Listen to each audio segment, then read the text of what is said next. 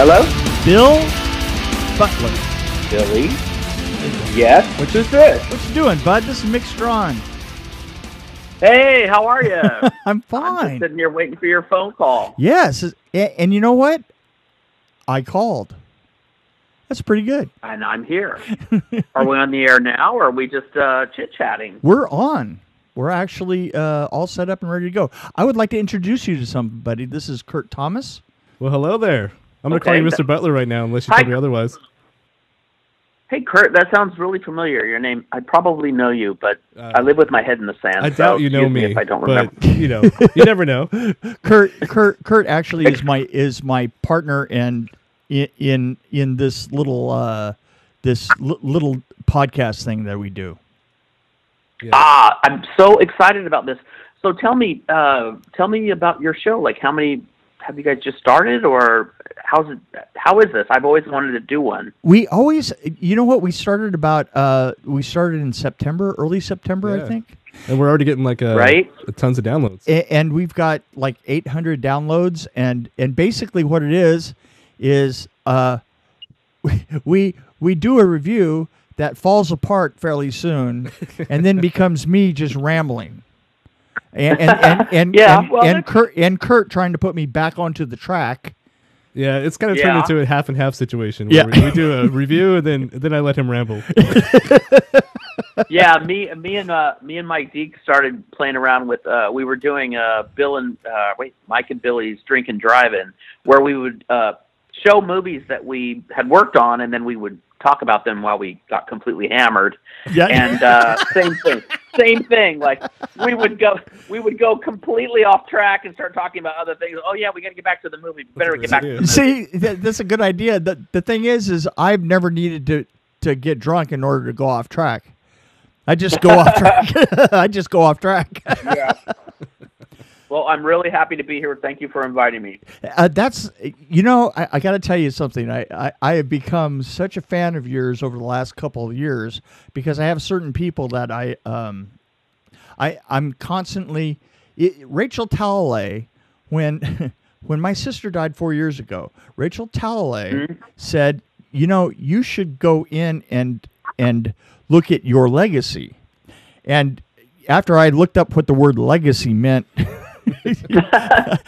I go, well, I don't have a legacy. Are you kidding? She goes, you have no idea. You're a huge star. You're a huge star. And huge star. But the weird thing is then when I actually looked at the situation, I realized that I had some odd kind of touchstone kind of way of touching all the really weird, correct films for the 80s, 90s. Yeah, I mean, your work certainly shaped horror and certainly influenced tons of other production designers, I'm sure. Well, you were like the main banana. This is what this is what I found out, and I didn't, I only knew it on a one film at a time basis, and you know how that is, because when you're on a film, you just have all these absolute intentions, and then when it's done, the only intention you have is trying to get the next film.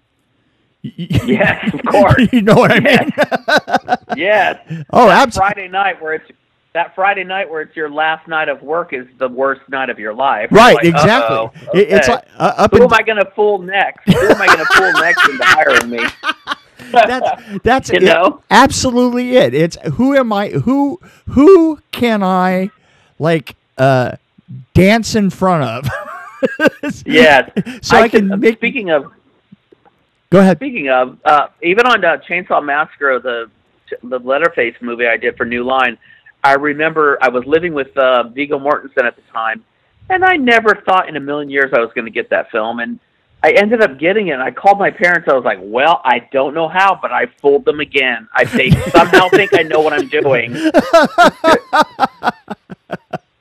Well, I just, that's, I don't get it. That's, what, that's the thing is, and these things in retrospect, like at the time, I kept thinking to myself, I'm going to get on a real film eventually. Right. Instead of these. Well, you were on some pretty major franchises. Well, so I was, but the thing is everybody that I knew at the time was doing things that was buying them houses, like right, yeah. You know what I mean. I mean, thing is, yeah. I was on Nightmare and all that, but let's face it, New Line Cinema was never known for overpaying anybody. Right. And I had a friend at the beginning of that had just gotten on Falcon Crest, and that guy bought a house in 3 months, right? Yeah, I remember Jim, who was the prop guy on Chainsaw Massacre, moved on to become like a union prop guy. He does like Mike and Maddie and all these. He's completely loaded now. He's like he's a multimillionaire from being a prop guy. It's like, if you can jump from one lily pad to the next and you have a plan, then you end up cashing out. But if you're like me and you're a dork and you just say yes to everything that you love, then some of the lily pads fall down and some of them go up. Yeah, well, you and I are both the same in that respect. I just kind of like at the end of the film, I would look around it and they would always come to me with a film that was kind of horror and real big related, right? Right. We've got this. Like in Mortal Kombat, we've got this really low budget, but we want to make it look like the world, right? And unfortunately, I was really good at that. and I'm good at that too. And it's a double-edged sword, isn't it? Yeah. Because totally. Then what happens is that people keep calling you, not to sound bitter, which I am, but people keep calling you going, oh, well, we can hire them because they can make it look like a $25 million movie when it's only a couple $1 million. Yes. Hey, trust. It's true. Trust me, you and I have always been on the same track, and that's the weird thing that I've noticed about you after a couple years of seeing your posts and so forth. I've thought, what, I got to talk to Bill because he's got the same story as I do. Both of us are kind of Renaissance people in a business that does not respect Renaissance people. Certainly not, and it's worse than ever. But I will say this: it is just. Hang on, my dog is completely climbing on me. Get off! My dog's climbing on me. We work in a business now where digital platforming is actually now in need of product. So people like you and I now have a place again, thank God. It took 5 years for it to happen, but I now just make my own projects. I no longer go in and interview for, with 23-year-olds that don't know what I've done or don't know what I can do. Ooh. I now just go find the money and do it myself, and it's so much more pleasurable than going into meetings where somebody says, so what have you done? Well, that's why I'm hanging in this. That's why I'm hanging in this dungeon with this schmuck over here. He complains about this all the time. Oh man, these young kids didn't understand me. Yeah, I mean, God bless them. I think that's just fine. But I don't even bother interacting anymore. I just do my own thing. I've managed to find a group of people that, again, who I fooled and who believe that I know what I'm doing. And they're somehow funding, small projects. And, if I can do a project where I can make something look bigger than it should be, for no money, well, then I'm certainly doing it for myself instead of for other companies. 'Cause I've made enough money. I've certainly made enough money for other companies. Yes, you and me both. Yeah. So anyway, I have to say that I have always really, really respected all the stuff that you've been doing, and then I went back and I saw the Gingerbread, the Ginger Dead series, and then all that went out the window. Yeah, and then I said, "Wow, why? He's a sleazebag. I can't believe it." Yeah. No, I got to tell you something. They are hilarious. They are. I have respect for this man. Let me just tell you the story on that. So, Ginger Dead Man was a Mad TV sketch that I wrote for Mad TV, and they passed on because they had done the Snuggle Bear sketch, which was basically the same thing, where right, Snuggle Bear was killed. Yeah, Snuggle Bear was the... Wow. So they passed on my stupid Ginger Dead Man pitch, and, Charlie Band, when I was acting, Charlie Band put me in like 10 movies, and I was living in Italy for 5 years, no matter what anyone ever says about that company, I absolutely love that guy. I never had an issue with him. He always paid me, and I am forever, ever. Now he did do all of his stuff in Italy. I know because I was here every once in a while I would get a call, and I can't remember which one of my friends. And it's all about your friends, right? Which one of my friends would have me come on for like 2 days or something, and I would do all these. We would do like inserts on like 4 or 5 films that all came from Italy. Right, and we just it was amazing. It was such an amazing time. I lived there for about 5 years. I went to Spain on Eliminators, and then we were supposed to be there for 3 weeks, and I was there for 3 months because it was just the production was a disaster. Because I hung in there, he basically said, like, listen, I'll give you a part if you can help the production in Italy. So I went to Rome. And then I just didn't leave. He just kept doing movie after movie. So he kept giving me acting parts, and I was a coordinator, and it was terrific. So basically, I owed my entire career to Charlie Band for helping me get my SAG card and all this stuff. So years later, after I had directed Power Rangers and all this stuff, I was doing movies, and he wanted me to do a movie for him, and I was like, I don't know what to do. And he was like, well, what's the stupidest idea you've ever had? I was like, Ginger Dead Man.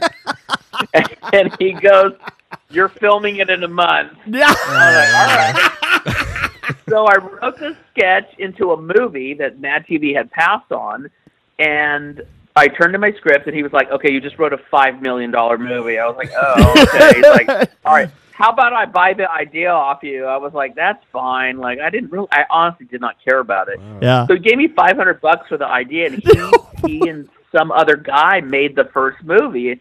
And as stupid as the movie was, is it made a fortune. Well, so he came back to me, and he said, do you want to do part 2? And I said, I'll only do part 2 if it can be really, really, really out there, because I don't have any interest in doing this at all. And he said, all right. So I wrote the film. He said, what do you want to do? I said, I want to crucify the Ginger Dead Man. Oh, my God, yes. There was just like dead silence on the other phone. All right. Well, I got to say, I watched all 3 of the first 3. We're going to make that your idea, but yeah, okay. I watched the first 3, and I got to say the second one. Amazing. We basically wrote a movie that made fun of him, and he loved it. He was laughing harder than anyone. That's awesome. And it was making fun of his. It was because that was what he was making fun of was the whole feel of making his films. I mean, you could not. He didn't care. He was laughing. You could not have been more Los Angeles meta. Yeah. I mean, that was L.A. meta at its absolute finest. The low end of meta. And Charles Band was laughing harder than anyone. He was like, yeah, that is it. Yeah, we never have money. And yes, we are always late on paying things. And yes, we don't have craft services. And, like he was great. We had a really, really good time. And a movie, was made for these movies. You have to understand, these movies are made for like maybe $40,000. So what you have to understand is, even though they're not Gone with the Wind, the way I look at it, they're pretty fucking good for no money. You know what I mean? It's like, I have to say that I kind of like, I guess I was like working on the higher end of I was on the high end of the low end, as it were. And in looking at these films, I kept I was just, wow. I really wish that I had gotten a chance to work on something like that. I wanted to be on that stage so bad, and it's maybe that's just a deficiency in my personality. Well, the thing is that I was luckily I had already done a couple of movies where I had proven myself where they were decent. Right. So I didn't care. I did not care, because even still to this day, if Charlie Band asked me to do something, I don't care where I'm at in my career, I'm always going to help him, because he literally gave me the best life you could ever imagine. Living in Rome. I lived in Rome for about 5 years. I lived at the Excelsior Hotel. Oh my God. He gave us per diem. I was making $800 a week American in the 80s, which was really like $2,000 a week back then. Right. And I was 17 years old. It's like, I just, the guy, when when he has money, he's unbelievably generous. Like you're just so happy, and he's just, he's just a hopeless optimist who just doesn't see there's no such thing as bad news. He's just like, we'll get over it. We'll make it work. I just love him. I love him so much. Oh, that's so cool. And can I ask you about something else I've been really curious about? Is you have a strange affection. You almost cut my head off one time when I made a comment about Disney. So yeah. See, even the way that you said that right there, you have to tell me your love affair with Disney. Okay, well, first of all, not to go too dark on you, but I did not have a great childhood, and most of my childhood was spent searching for moments where I could breathe. I was basically like put to work at 10 and spent a lot of time hiding from my father, and I had a rough time, and going to Disneyland and watching Disney films was a huge breath for me, a moment for me in the moments that I could get away from all that. And so I grew up with a huge infinity for that company, and I always wanted to work for them. So once I started directing Power Rangers, I ended up getting a contract with the Fox Family Channel, and the Fox Family Channel was ultimately absorbed into the Walt Disney Company. Right, exactly. Okay. And and so because I had produced so much for Fox Family and for Saban, I was hired as a freelance producer for them, and it was just such an amazing dream come true for me, because I really loved the escapism that Disney provides for a lot of children.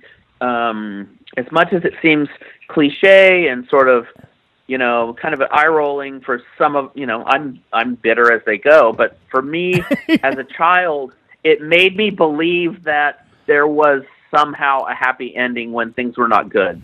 So I love that company. They, for many years, up until a couple of years ago, for many years gave me an insanely awesome life. I was paid really well. I've directed about 300 or 400 things for them in the last 10 years. And I have a huge dedication and love just for the company. It's mostly just, like I said, from when I was younger and sort of being able to escape from what was going on in my personal life as a child. Yeah. I have a huge infinity for it. I get it that a lot of people think it's a joke and that it's a giant cash register, and I can tell you firsthand that it is a giant cash register. But it's one of the most awesomely run companies that I've ever worked for, and even in my own silly things that I do privately, I try my best to use their protocol, because it is why they're the best. Yeah, they are the best. Their quality is amazing. I mean, and not only their quality, but their qualities are amazing. Right. I'll give you an example. They have a TV movie that is one of the biggest TV movies of all time, called The Descendants, and they shot the movie a couple years ago. And the way they are so organized, like. I won't bore your listeners with too much details, but basically, like, they have such a giant machine that they know how to pick the bones of that project in every single way.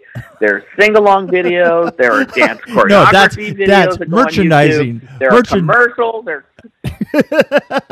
They are amazing at merchandising. It's amazing. It's truly amazing. When you go to produce for them and you do a commercial and they give you a packet.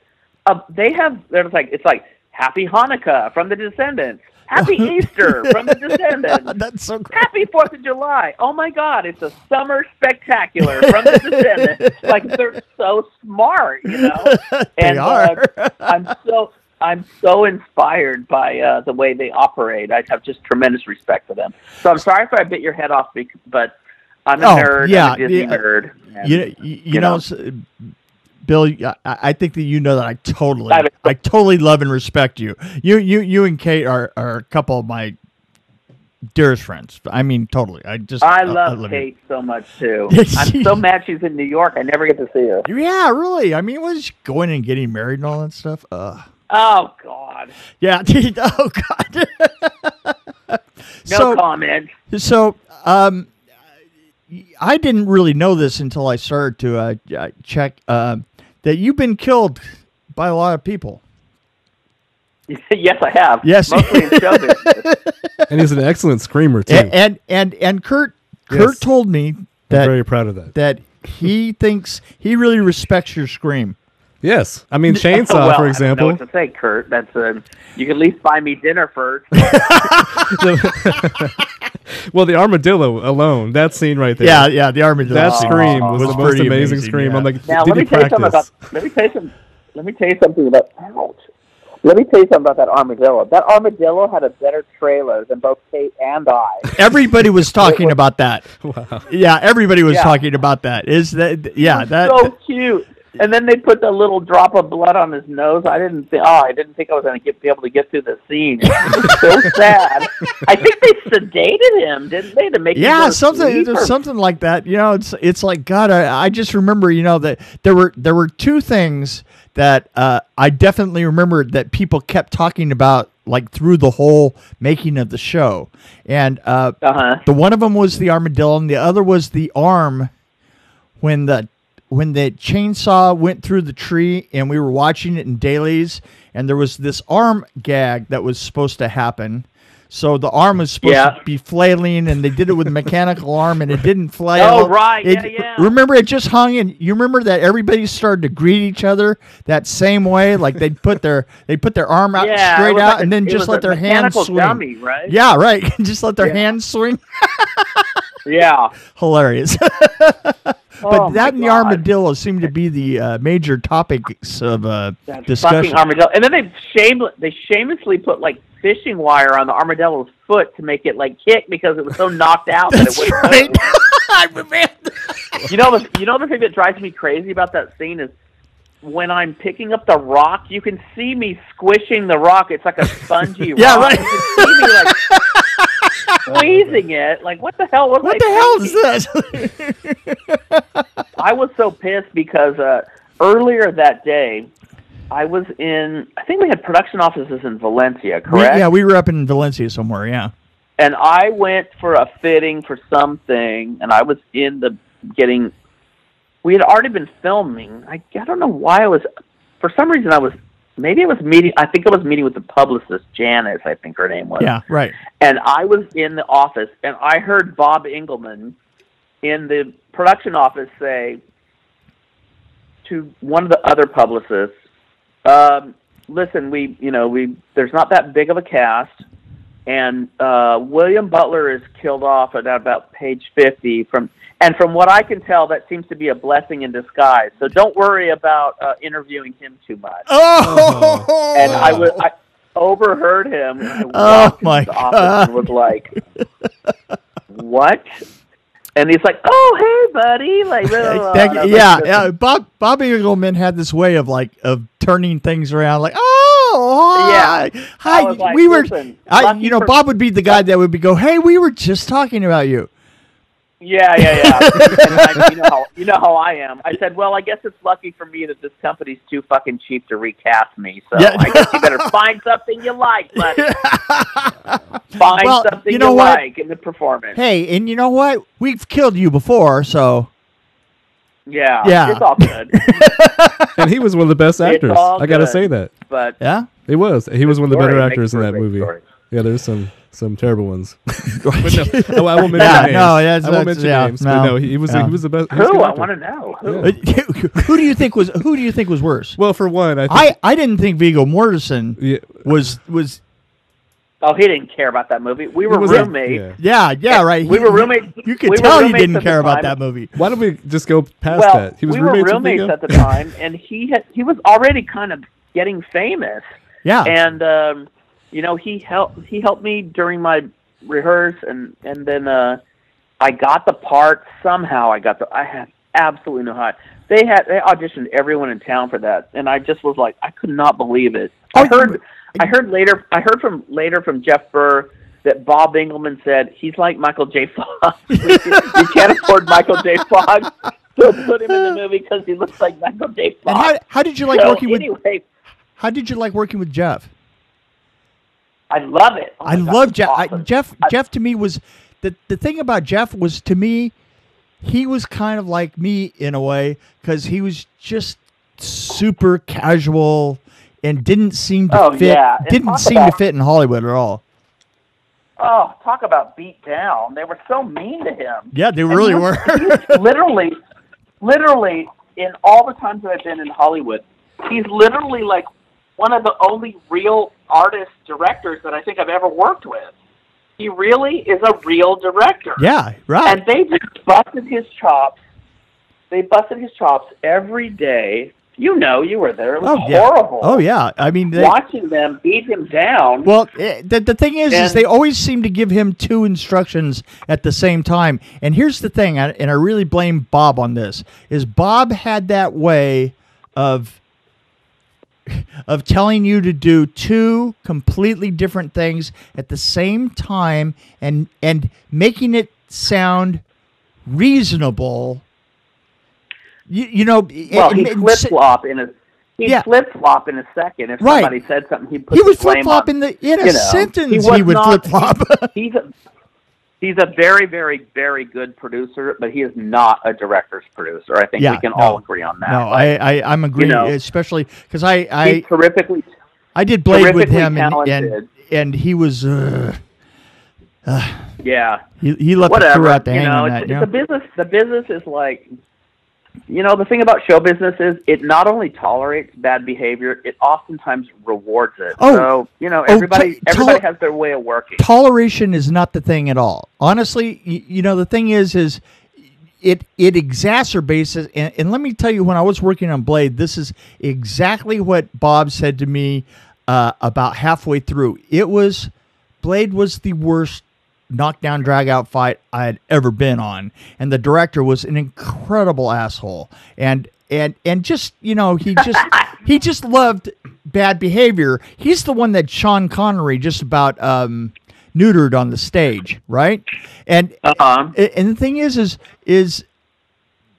Bob told me this theory one time. He says the best films that I've ever done were shit fights. And that's like I'm saying. That's like I'm saying. Like it didn't matter to me if Bob liked me. It's just we all have our process, right? Well, the problem is the shit hits the fan. I think that at a certain point, I think at a certain point though, he started to want to start the shit fight himself, and then which kind of, it's funny, that bothered me. Some of my favorite things about directing are the first few days when everyone's arriving, performers anyway, and I get to figure out how everybody works, and every single actor works in a completely different way.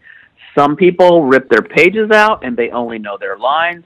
Some people need to know why the carpeting is blue in their apartment and do they drink coffee. Exactly. And some people, have to remain in character. It's my favorite part of the process. And so sometimes for true artists, when you're lucky enough to work with true artists, sometimes that volatile situation is inevitable. As long as the end product is terrific, it doesn't matter how everyone gets there. Well, there you go. Let's see what. So you love working with Kate. Yeah,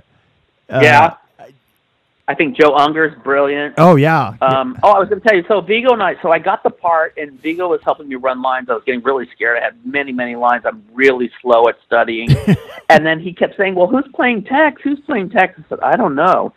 So I called Annette Benson, the casting director. Right, Annette Benson, right. And she said it had already been cast. And so I said, "Oh, okay. Well, Viggo's interested in reading for it. I don't know." And at that point, I think he had already done some cool things. So it was kind of a step down for him, or a lateral move. Yeah, right. Yeah.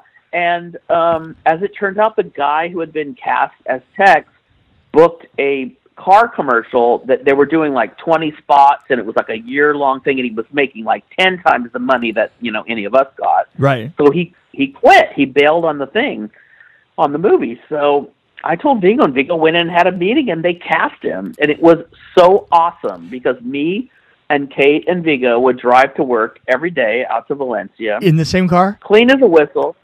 What? In the same car all together? In the same car, in great. Kate's car.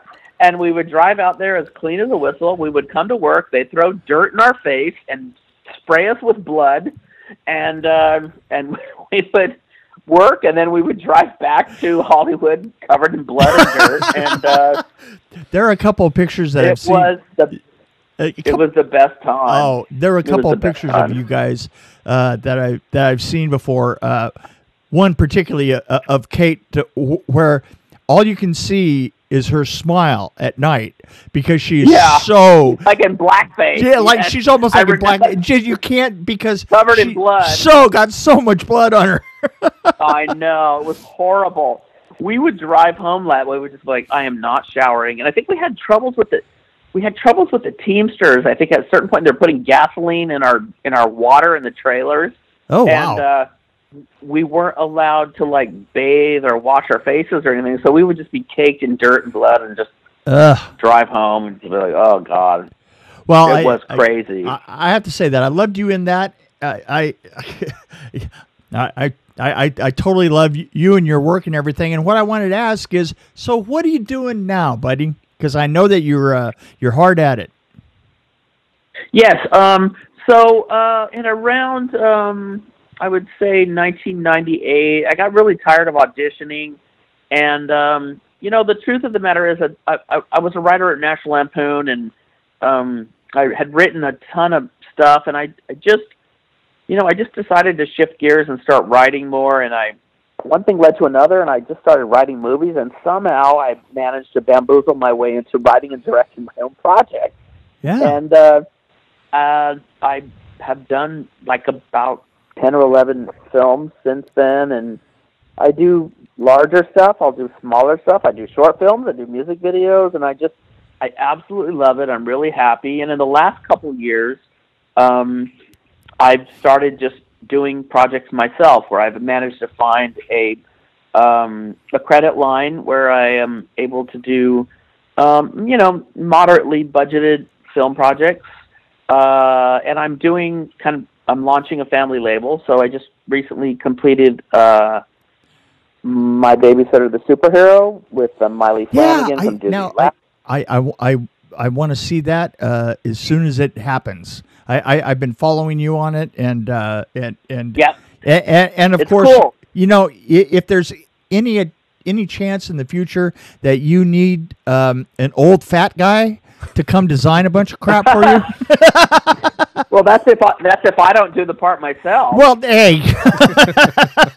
Listen, now that I'm not in front of the camera, like I eat pizza when I want to eat it. Yeah. You know, like I was funny earlier tonight I was like eating salad, and then I looked in the fridge, I was like, oh, there's pizza left over in there. I was like, I don't have to be on camera. I'm going to eat that pizza now. So anyway, I did that, and I'm about to do The Three Bears and The Perfect Gift in spring, and then I'm doing a Hallmark movie in the summer called A Wedding for St. Nick. So I'm completely happy. I'm so content with the way I've steered my life. I feel so happy I cannot even tell you, because you know as well as I do that life in Los Angeles is never what you expect of it and only what you make of it. It's so true. I moved up to be with my grandchildren and to kind of get out of the way and have the ability to have enough money. One thing about living in LA is the amount of money that is required to do that hurts. I know, it's crazy. It's absolutely crazy. I was living in a really large house when I was directing commercials, and I was miserable. So I was like, I'm going to get an apartment. I want a tiny apartment, and I moved to Van Nuys. It's still $2,300 a month for a tiny apartment. So crazy. It is nuts.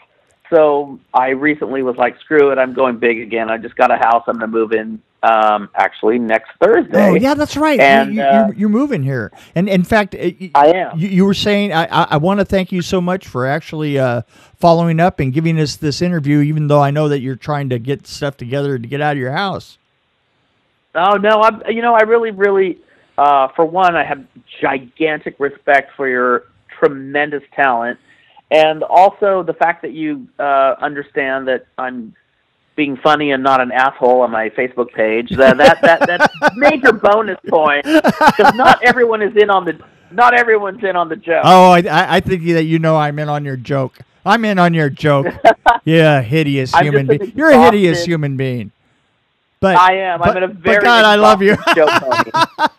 So I'm an exhausted show pony. There you go. So, Kurt, you got any questions for this guy before we let him go? I got a question for both you guys. Oh, sure. Because I know you guys have crossed paths more than once, not more than just Leatherface. So right. As a listener and a fan, obviously, and part of your podcast, right?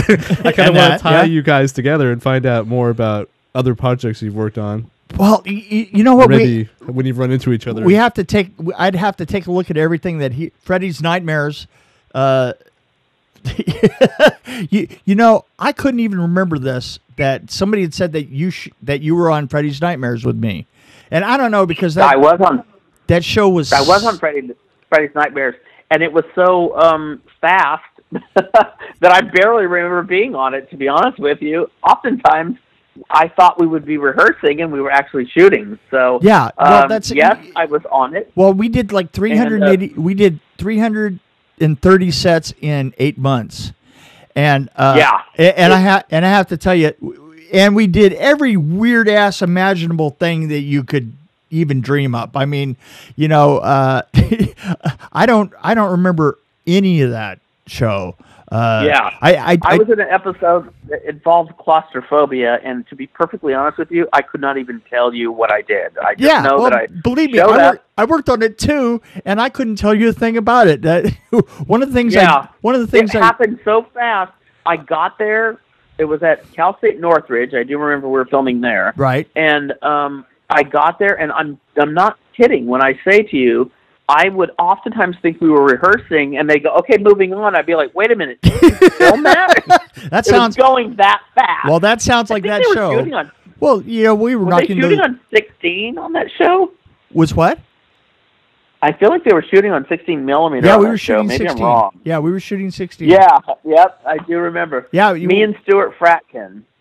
Yeah, it was. That show was just absolutely a blur in my life. I think the only thing that I really, really stuck out as being memorable on that show was working the first episode with Tobe Hooper, and having Tobe Hooper explain what he wanted to me in a room. Oh God, I bet that's oh my God, you'll never forget. Oh my God, it was the weirdest experience of my life, and I remember him walking out and walking out after 45 minutes, because that was the amount of time that we had to go over the show, and after 45 minutes, I was still waiting for him to finish the first sentence that he had started, and I think. Have you ever talked with the guy?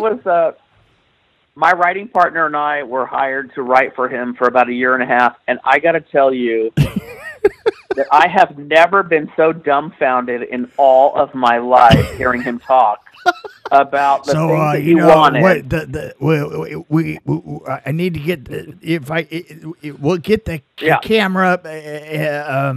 He told me one time we were writing this zombie thing, and he told me, and the zombies walk in the room, and everybody in the room, these coiled up red ribbons start falling from their eyes, and they're glowing, and I was sitting there, and you know how I am. I just, like, you can read my face. Right. Like, it's not hard. Like, I'm just, like, wanting to, like, flip the table over and leave. I'm like, what the fuck is this guy talking about?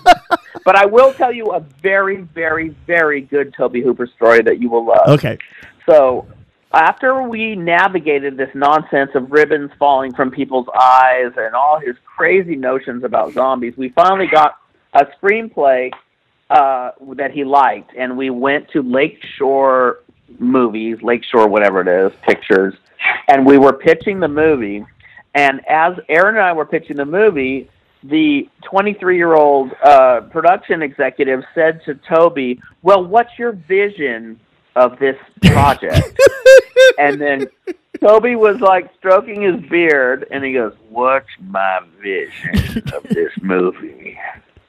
"Well, my vision of this movie is when I'm done, you cocksuckers are backing a dump truck full of cash up to your bank. That's my vision. What's your fucking vision?" He loved to use that line. Oh my God. One time he was with me and Aaron. This is so horrible. I shouldn't be saying this, but I'm going to. He's passed away, right? Yes. We don't have to worry about anymore. So now that he's dead, I can tell you. Right. Well, the fans are going to hate me for this, but one time he told me, we were working with him, and I told him about the whole when I was at Night of the Living Dead, they would kind of freak us out. You know, you have to understand this is in the 90s that we filmed Night of the Living Dead, and they would kind of freak us out before takes. They would be like, imagine this zombie virus is kind of like the AIDS virus. And at the time, nobody knew what it was. So He said, you know, the director said, you have to look at that kind of panic where it's like you don't know what it is. Right. It wasn't bad direction. It was a good direction. So I told Toby that this had been said to us about, like, it's kind of an analogy for it being infected with something. Anyway, is basically what they were trying to tell us. Right. Exactly. Then Toby Hooper tells me, if I could have my way, I'd have every faggot put on an island and I'd blow it up with a nuclear bomb. Well, so Aaron and I are driving home after the meeting. He's like, "So do you hate Toby Hooper now?" I'm like, "Yeah, Yeah, well, when are you gonna... Not really. I mean, I kind of get where he's coming certainly, from. Hey, listen, let's face it. You and I have certainly worked with directors who were worse. Yeah, exactly. Yeah. I'm like, that's right. I would rate him a 7 at worst. Yeah, right. Exactly. I'm like, Toby. Yeah, him blowing up every gay people, and as bad as that sounds, I've actually worked with worse. Yes, me too. I mean, Tom Sizemore threw a lit butane heater at me. It's like it could get worse than that. Yeah, well, that's a whole other series of stories of horrible things. Yes. Horrible things directors have done to us. Right.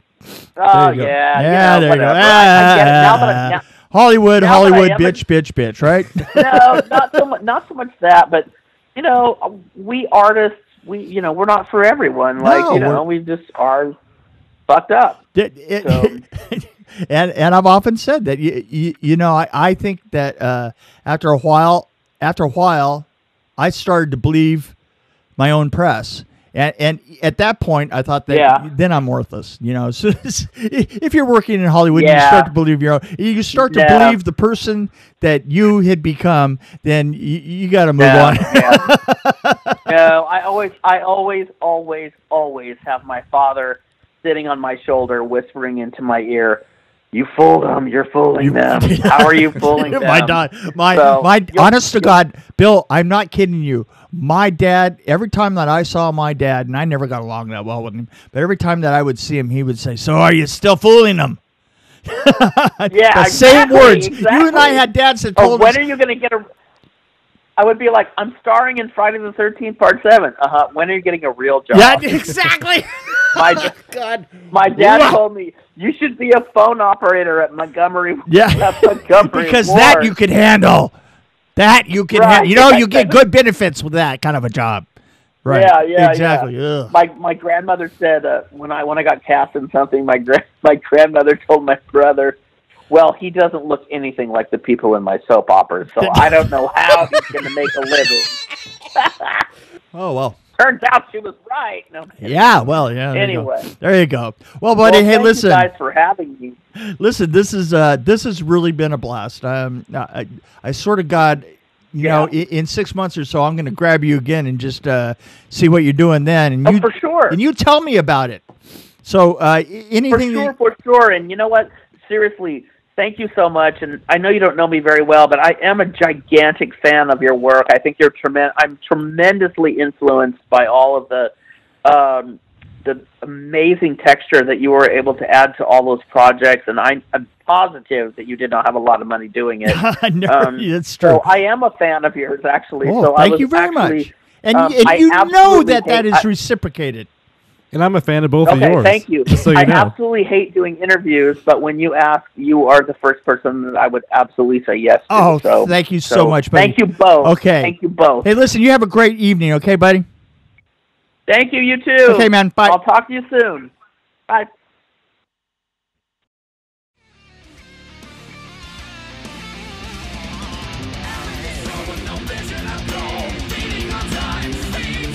Along with Mick Strawn, this is Kurt Thomas with the Dream Warrior Review. As always, you can reach out to us on email at dreamwarriorreview@gmail.com, or you can find us on Facebook and Twitter at DWReview. We'll see you next time.